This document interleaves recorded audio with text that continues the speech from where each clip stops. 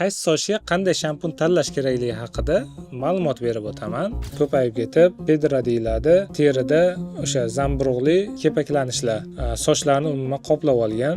Sochimni ko'p yuvsam, ko'p yog'lanib ketyapti deyiladi. Bu ham nisbatan noto'g'ri narsa. Tashqari ushbu dorilar teriga turli ziyon yetkazib, misol allergik holatlar keltirib chiqarishi mumkin. Shampunlar bo'yicha juda ham ko'p marketing usullari mavjud. Ya'ni shampunning asosiy vazifasi nima? Bu bosh terisini yog', turli kirlardan, changlardan tozalash hisoblanadi. Shampunlarda sochni qanchada yuvish kerak bo'ladi va shampunlarga hozirgi kunda ko'p uchrab turgan holat dorilarni qo'shib birga yuvish qanchalik ta'sir qiladi va qaysi sochga qanday shampun tanlash kerakligi haqida ma'lumot berib o'taman. Shular haqida bir gaplashamiz. Dunyo bo'yicha olimlar sochni ko'p yuvish kerakmi yoki kam yuvish kerakmi? Shu haqda bir qancha tortishuvlari bor. Buni o'ziga yarasha bir necha qancha sabablari ham bor. Aytaylik, bu kam yuvadigan olimlar qanday ma'lumot berishadi? Ya'ni sochni qanchalik tez yuvsa sochda yog'larni olib ketadi. O'sha yog' ishlab chiqariladi, shu yog'larni olib ketadi va terining baryerini buzib qo'yadi, ya'ni to'sig'ini buzib qo'yadi va u joyda sochlar uchun normal sharoit yo'q bo'lib, sochlar tez to'kilishiga, terini yallig'lanishiga olib kelishi mumkin deb hisoblashadi. Bundan tashqari sochlarni tez-tez yuvish yog' bezlariga juda ham katta ziyon ko'rsatib, sochlarni aksincha tez ishlab chiqarilishi va sochlarni tez yog'lanib ketishiga olib kelishi mumkin deb ko'pchilik aytadigan holat. Ikkinchi tomoni, sochni tez-tez yuvib turish kerak deb hisoblaydigan olimlar, yaxshi deb hisoblaydigan olimlar nima deb aytishadi? Ya'ni sochni tez-tez yuvib turilsa, yog' bezlari bunga qo'shilib o'sha terida turli kirlar to'planib boradi. Bu esa terida turli qichishishlar keltirib chiqarishi mumkin va qichishgandan keyin odam qashlaydi va u joyda infeksiya ko'payib ketishi mumkin deb hisoblashadi. Bundan tashqari soch tagi qorong'i va yog'li bo'lgani uchun u joyda zamburug'lar yoki bakteriyalar juda ham tez ko'payib ketishga moyil bo'ladi. Shuning uchun tez-tez yuvib toza saqlansa, ushbu parazitlar tez tozalanib turgan hisobiga hech qanday terida soch to'kilishi yoki turli kasalliklar paydo bo'lmaydi deb hisoblanadi. Bundan tashqari terida bosh soch terisida malassiya turkumiga kiruvchi zamburug'lar bo'lib, ushbu zamburug'lar o'zi normada ham bo'ladi, lekin yog' miqdori ko'payib ketsa yoki uning pH-i o'zgarib qoladigan bo'lsa, u joyda o'sha zamburug'lar ko'payib ketadi va shuni hisobiga ko'rganmizki, ko'pchilikda sochlar yog'lanib yoki qayzoqlanib yuradi. Bu holatga olib kelishi mumkin. Umuman olganda, sochni tez-tez yuvib turish kerak degan ma'lumotlar o'zini ko'proq oqlaydi. Bu aynan statyalar, ya'ni turli maqolalarda bu ko'proq o'zini oqlaydigan holat hisoblanadi. Sochni umuman olganda shampun bilan doimiy yuvib yurish bu har xil kasalliklarga olib keladi yoki yog'lanishni kuchaytirib yuboradi degan narsalar ham bor. Bular albatta nisbatan xato hisoblanadi, chunki aytaylik, bir onaxon kelgan, yillar davomida sochini o'sha qattiqqa yuvib kelgan, hech qanaqa shampun yoki sovun hech narsa ishlatmagan. Qattiqqa yuvish hisobiga u joyda zamburug'lar, ya'ni u qattiq shunaqaki, terini ostida yog' bo'ladi. Yog'ni qattiq ham, suv ham ola olmaydi. Xuddiki, misol yog'li kosani oddiy suv bilan yuvsangiz ketmaydi, shunga o'xshagan gap. Doimiy qattiq bilan yuvib yurishgan va u joyda zamburug'lar ko'payib ketib, pedra deyiladi. Terida o'sha zamburug'li kepaklanishlar sochlarni umuman qoplab olgan. Shunaqa holat ham kuzatilgan. Albatta, bunaqa holatda yechim aniq. Bunaqa holatda dermazol va shunga o'xshash shampunlar borki, zamburug'ga qarshi ishlaydi. Shunaqa shampun bilan yuviladi va bu holat o'tib ketadi.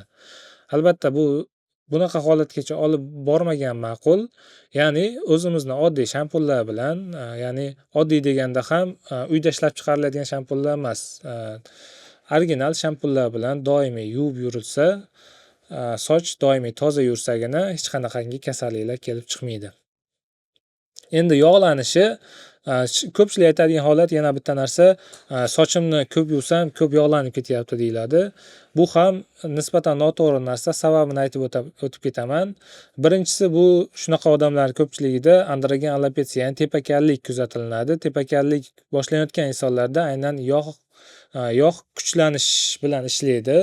Testosteron aynan yog' bezlarini kuchlanish bilan ishlatadi. Shuni hisobiga yog' kerakdan ortiqcha ishlab chiqariladi va terilarni yog'lab yuboradi. Bundan tashqari androgen alopetsiyada sochlar kamayib ketgani uchun ham sochlar uchun ishlab chiqarilgan yog'lar atrofga yoyilib ketadi. Shuni hisobiga yog'lanish kuchayib ketadi. Bundan tashqari organizmda gormonlar borki, gormonlar albatta yog'lanishni normallashtirib turadi. Turli insonlarda o'sha yog'li ko'p yeydigan insonlar yoki gormonal buzilish bo'lgan insonlarda yog'lanish ko'p bo'lishi mumkin. Albatta bunaqa holatda birinchi o'rinda shampundan emas, ichki organlarni holatidan kelib chiqqan holatda davolash olib borilsa yaxshi hisoblanadi. Ikkinchi holat, yana bir holatda juda ham urfga aylanib ketgan shampunlarga turli dorilar, aytaylik B komplekslari, vitamin yoki turli dori vositalarini qaynatib shampunga qo'shib, shunaqa holatlar juda ham ko'p. Bunaqa holatlar albatta ilmiy maqollarda ilmiy isbotga ega bo'lmagan holat hisoblanadi. Sababiki dorilar qo'shildi deylik shampunga. Qo'shilganda ham soch yuvildi. Yuvilganda ham uzog'i bitta odam bosh yuvsa, misol 3 minut, uzog'i 5 minut yuvadi. Shu 3-5 minut davomida hech qanaqangi bir dori yo'qki, tezda teri orqali so'rilib ketadigan. Bu hech qaysi dorilar teri orqali so'rilib, soch ildizigacha yetib bora olmaydi. Faqatgina davolovchi shampunlar borki, ular terini yuzasida qipig'lar, yog'lanishni davolash uchun ishlab chiqarilgan shampunlar bor. Bular haqida ham to'liq ma'lumot berib o'tib ketaman. Bu aptekada sotiladigan shampunlar. Bunaqa dorilarni, har xil dorilarni shampunga qo'shib ishlatish albatta o'z tasdig'ini topmagan usul hisoblanadi. Bo'lishi mumkin, kimlardir yordam bergan bo'lishi mumkin. Bu aynan shu shampunga bog'liq bo'lmagan holat ham bo'lishi mumkin. Endi piyoz yoki boshqa narsani o'zi bilan yuvish albatta bu boshqa mavzu hisoblanadi. Bu haqida ham to'liq ma'lumot berib o'tib ketaman.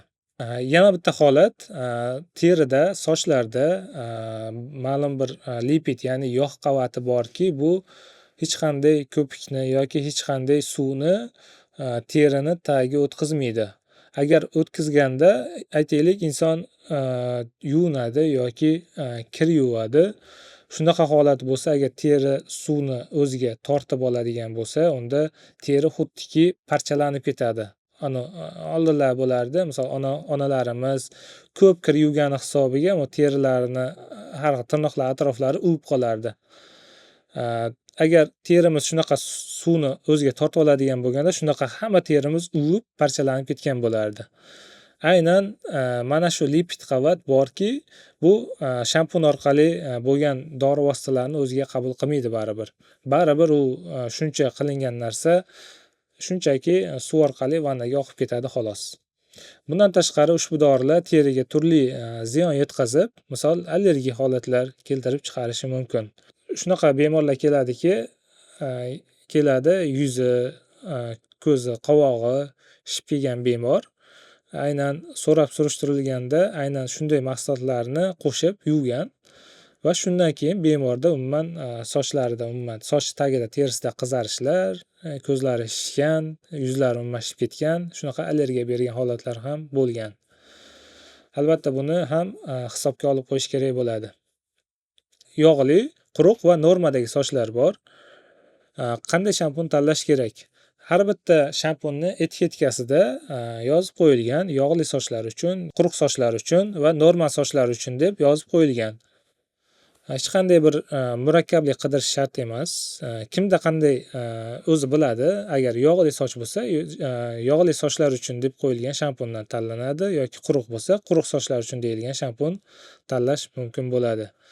Endi shampunlar bo'yicha juda ham ko'p marketing usullari mavjud, ya'ni shampunda o'sha etiketkasiga yozib qo'yiladiki, soch o'stiradi yoki sochni yaltiratadi. Shunaqa juda ham ko'p marketing usullari bor. Aytaylik, ko'pchilik joyda kuzataman-da, magazinlarda ikkita bir xil shampun, millilitri ham bir xil, lekin bittasida soch o'stiradi deb yozib qo'yilgan. Ikkalasi bir-biridan hech bo'lmasa 30 ming 40 ming farq qiladi. Ular hammasi marketing usul hisoblanadi. Ikkala shampun ham bir xil. Shampunning asosiy vazifasi nima? Bu bosh terisini yog', turli kirlardan, changlardan tozalash hisoblanadi. Asosiysi shu. Qandaydir albatta kasallik bo'lsa, uni ichki organlardan qo'shimcha boshqa holatlardan qidirib davolash kerak bo'ladi.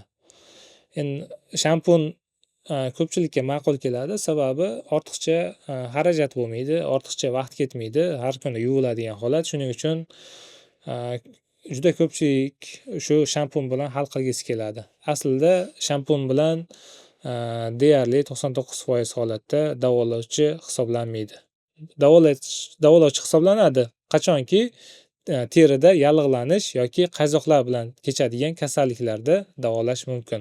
Lekin soch to'kilish kasalliklarini shampunlar deyarli davolamaydi. O'ylaymanki, shampun bo'yicha asosiy ma'lumotlarni berib o'tdim. Bundan tashqari shampunlar haqida yana bir alohida video tayyorlanadi va unda ham qiziqarli faktlar berib o'taman. Ushbu videoni shampun tanlashda muammosi bor tanishingizga yuborib qo'ying va albatta kanalga obuna bo'lishni va videoga like bosishni unutmang.